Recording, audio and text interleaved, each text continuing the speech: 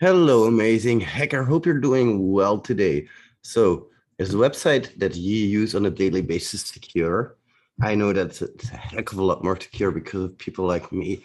Ethical hackers like us are needed in this world because we use software on a daily basis, and there's so much, and especially web applications. These things are everywhere. So, if you're using a web application on a daily basis, thank us ethical hackers because we find things that are very easy to find. Like I'm going to give you guys a very stupid example. One time the user manual told me that I was not able to deactivate a kind of account and I was able to deactivate it. That got me 125 euros. That's the easiest money I've ever made in my life. 5-minute report and bang. So that's one part of it. And of course, there's also cross-site scripting, which is a lot deeper and a lot more intricate. For example, I found a cross-site scripting vulnerability, which took me about 2 days to actually get right. And I was fighting two firewalls at the same time. Now, I was lucky because those two firewalls allowed me to pull it off. And some amazing things happened there because I was able to chain it into several vulnerabilities to make it into a cross-site scripting vulnerability. Now, that can be very damaging. Things can happen like stealing your complete account. We can also find very easy vulnerabilities, which might lead to account takeovers, like, for example, CSRF or cross-site request forgery. Now, that's a technique where I, as an attacker, will emulate a form on a website that you are logged into. And I will, for example, try to change your email address to my email address. From there on, it's really easy to actually get your account because I can reset your password. I can then uh, change that password into whatever I want, and I'm in. And there's no way you can get it back because the email address is on my name. So, damn, there you have it. Well, that's a few vulnerabilities. Of course, you have an insecure direct object reference as well, or IDOR, broken access control vulnerability. And IDOR is a pretty nice vulnerability because it can be very easy to find. It can be as simple as changing a number. For example, if I have an invoice and the invoice is referenced by invoice question mark ID equals 1, then I can change that 1 into a 5, into a 10, into whatever I want. And I can easily find other people's invoices if IDOR is available, though. That's one way of looking at it. Another way of looking at broken access control is looking at executing functions that you're not supposed to be able to execute. I'm looking at JavaScript files, for examples. These can be full of functions that you're able to execute while you shouldn't be. JavaScript has a lot of secrets, by the way.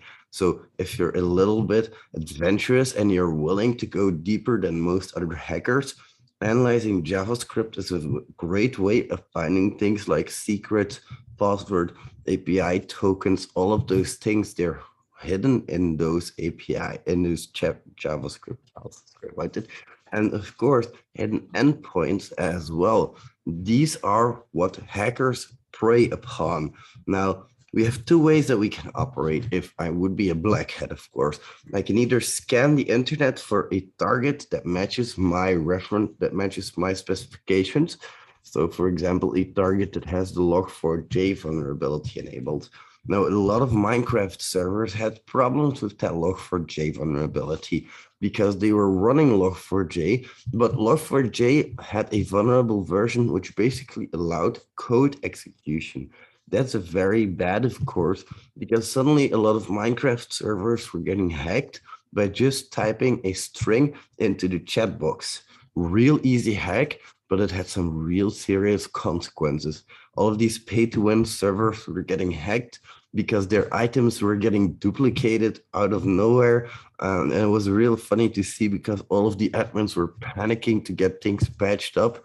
But of course, you can patch up your libraries, your external log4j libraries, but you can still have libraries that use the vulnerable version as well.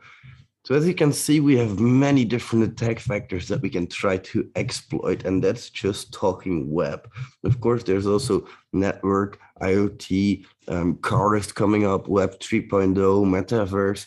all of these new exciting things happening, and everything that we're trying right now is all just smoke and mirrors. We're doing our best to identify security flaws in these new technologies like blockchain, and a lot of them have been identified.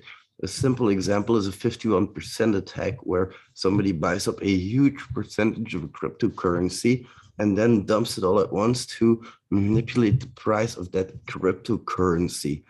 He has all of the power, so he can say, if you don't do what I want, I'm going to dump your coin and I'm going to make your value plummet.